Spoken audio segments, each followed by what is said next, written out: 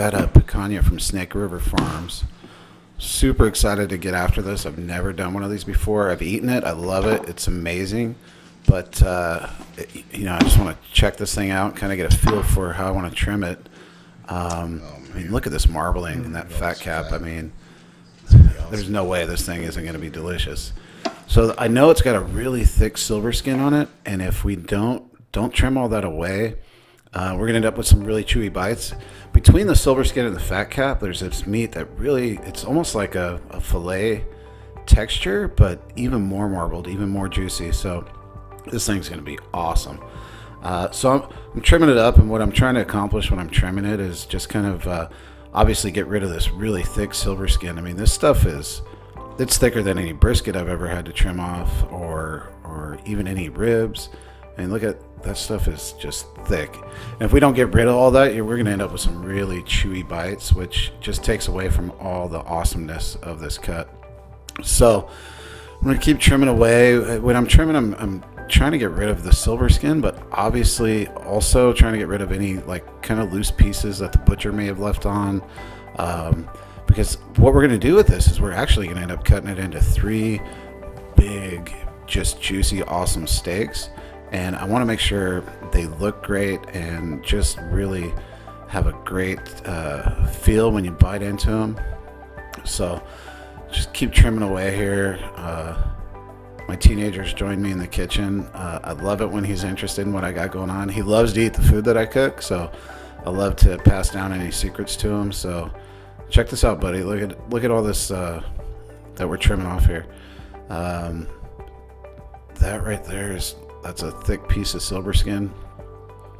We're gonna get that off of here. I'm gonna kind of trim the edge a little bit, just because like I said, I'm gonna cut this into steaks, so I want to make sure that they look great and taste great. So just kind of keep working here. This tip's kind of bugging me. I'm probably gonna trim that off. Yeah, that's silver skin right there. So I'll show you, check this out right here. We've got a thinner piece, right? So we get these thin, which really kind of reminds me more of just like a thin membrane. We got to take that off. But these other pieces are really almost like a skin. It's really thick. This cut comes from, it's right next to the sirloin, kind of on the back of the cow.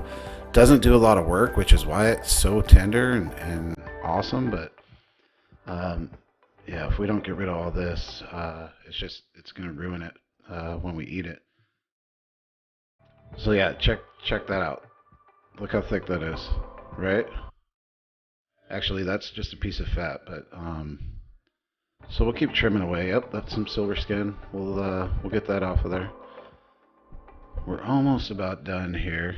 A few more pieces to take off, and then this thing's gonna be awesome. We're gonna be ready to slice it into some really cool steaks. Get this right here.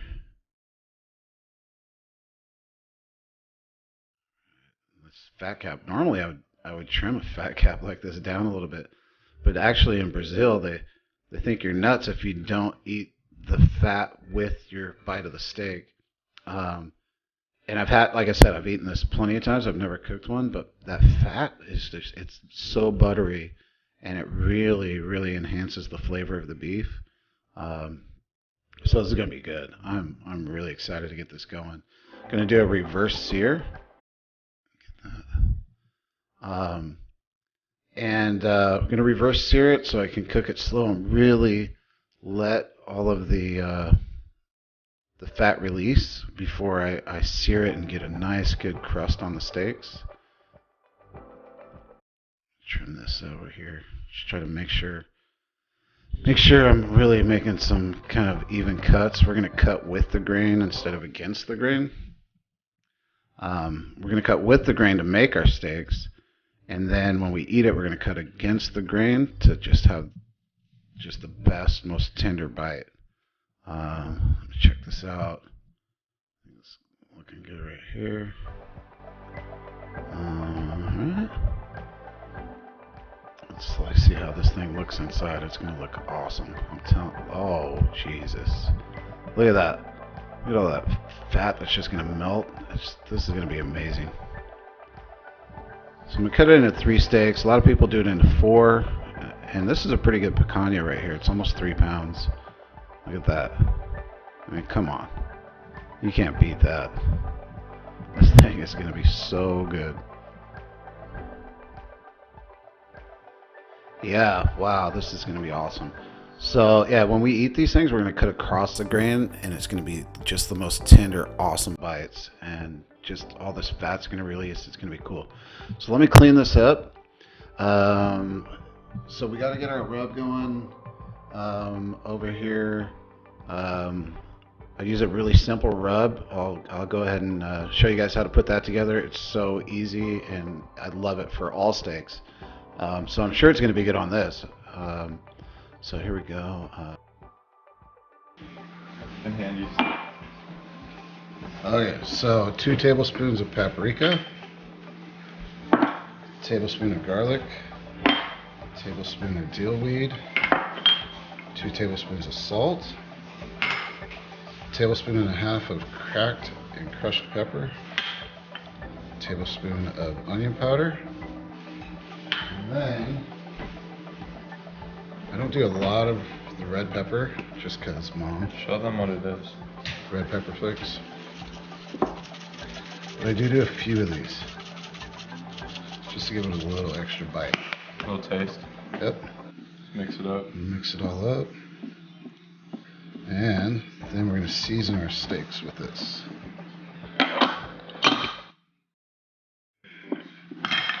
Okay.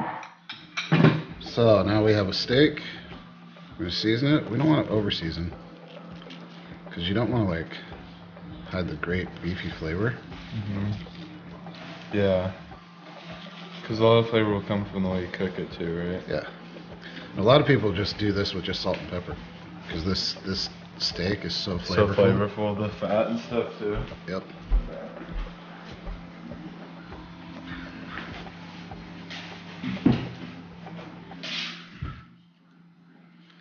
So we just kind of want like a medium coat of this, not too much craziness. Just like that.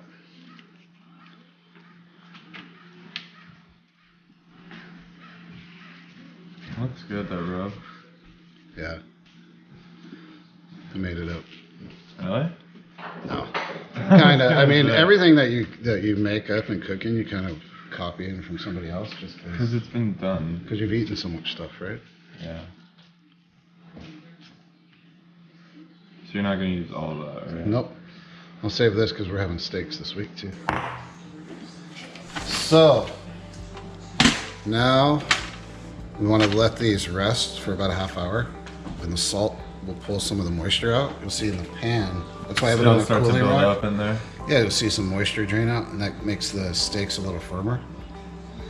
Some people let it rest for 24 hours. I think that's too long for me. It kind of dries the steak out. So boom, while these are resting, that's when you go start the fire. Okay. So by the time the fire's ready, these will be ready to go on the grill. I'll go quick.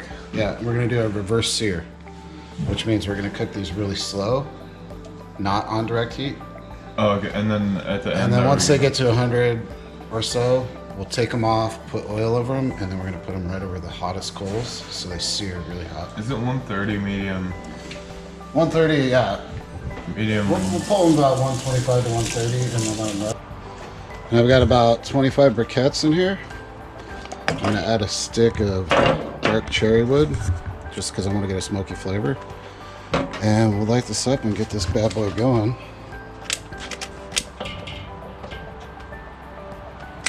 And it's only going to take about 5 or 10 minutes before they're all glowing, and then we'll put them in our slow and sear, and we'll get rocking and rolling.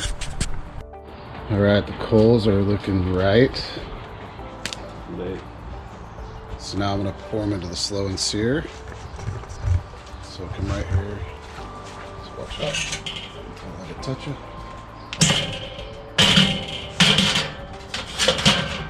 This is a slow and sear.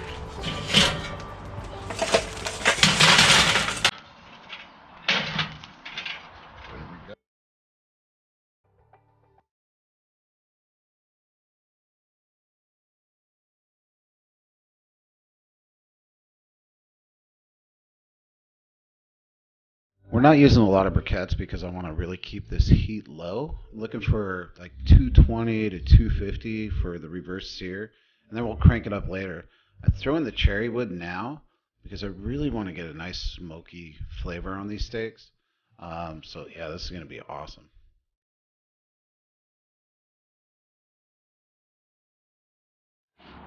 All right, we're ready to go. We got the temp where we want it. So now I take these. What I've done was I put all the coal in my slow and sear. So I got a hot side and a cold side. So I'm going to put the thickest part towards the heat.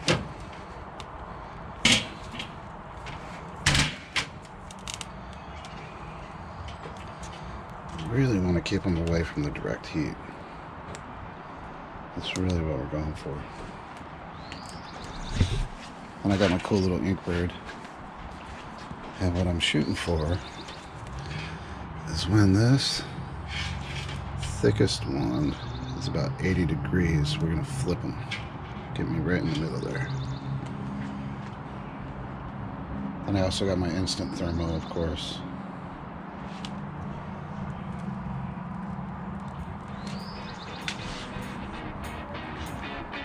And there we go.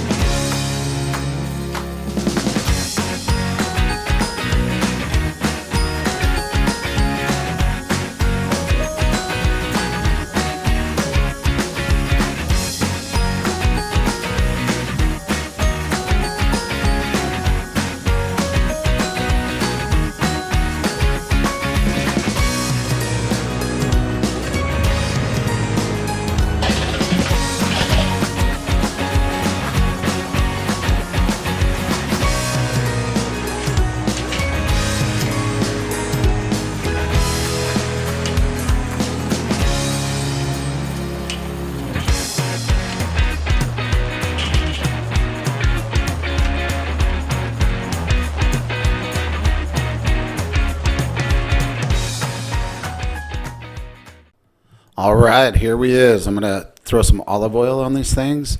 We're at 100 degrees, so I pull them off and let them rest. Kind of lets the juices circulate back all through the meat, which is super awesome. But I want to oil them up because I really want to sear these things hot. I'm going to get a lot of fire on them. The olive oil is going to just really kind of help ignite the fire and kind of bring it more to the meat because we're going to sear the heck out of these things. I'm telling you, like, the middle is going to be this amazing, just like perfect pinkish red color. And the outside is going to have just a great sear on it, like a really nice crust. So I'm just going to oil them up pretty good here. Just brush this on. Get it all around. And yeah, this is, wow. These things look good. They're so like jiggly little awesomeness. Even my little buddy came to see what's up. He can't wait to eat this. So yeah, this is gonna be cool. Look at the little jiggle. All right, now the heat's hot. We got this thing going. Like, I added some more coals to my chimney, and I'm gonna get this thing as hot as I can. I mean, yeah, I've had my Weber well over 600 degrees. I'm hoping to get to that point today. I want some real fire on these steaks to finish off this reverse sear. You know, the whole idea is to, you know, kind of bring the internal up slow and then we'll take the heat up really high and cook these things. So I got my vents wide open. Top and bottom vents are wide open. Make sure I have plenty of airflow to keep fuel in that fire.